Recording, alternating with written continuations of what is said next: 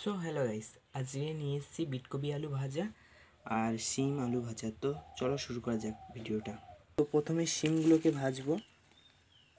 তো কড়াইতে তেল দিয়ে দেবো আর 5 ফোড়ন দিয়ে দেবো,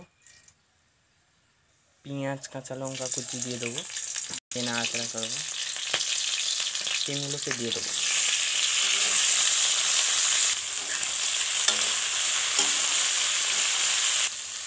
স্বাদ মতো লবণ দিয়ে দেবো, দিয়ে ভালো করে নাড়াচাড়া করে নেবো।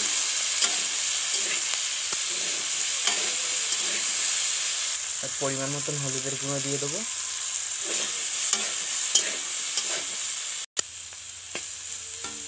আর পরিমাণ মতো লঙ্কার গুঁড়ো।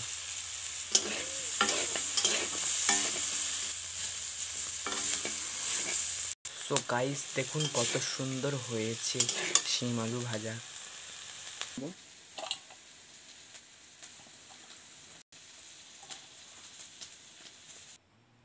তো শিম আলুটাকে ভাজা হয়ে গিয়েছে, এবার বিটকপিটা ভাজবো। চলুন।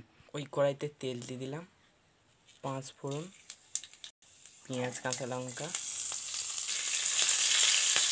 বিটকপি আর আলুকে দিয়ে দেবো, দিয়ে নাড়াচাড়া করতে হবে। ভাই দেখুন কত সুন্দরভাবে ভাজা। পরিমাণ মতো লবণ দিয়ে দেবো, নাড়াচাড়া করবো।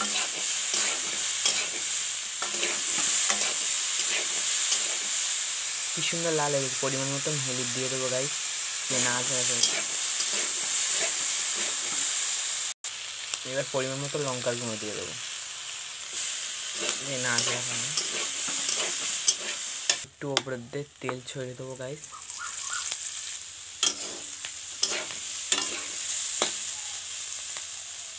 সো গাইস, দুটো রেসিপির মধ্যে কোন রেসিপি সবচেয়ে ভালো লাগলো কমেন্টে জানাতে ভুলবেন না কিন্তু।